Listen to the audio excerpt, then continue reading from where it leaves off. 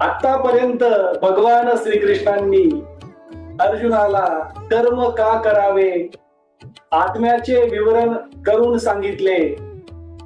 त्यानंतर कर्म करताना कर्म फळाचा त्याग कसा करावा, कर्तेपणाचा त्याग कसा करावा ह्याचे विस्तृत वर्णन सांख्य योग, कर्मयोग,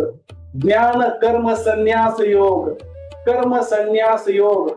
अशा विविध सुरुवातीच्या 5 अध्यायातून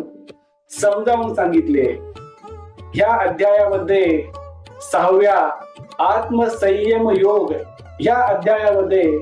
भगवान श्रीकृष्ण अर्जुनाला सुरुवातीलाच मनुष्याला मिळालेली सर्वात मोठी देणगी दैवी शक्ती म्हणजे शब्द, शब्दांचे उच्चार, वाचा, बोलणे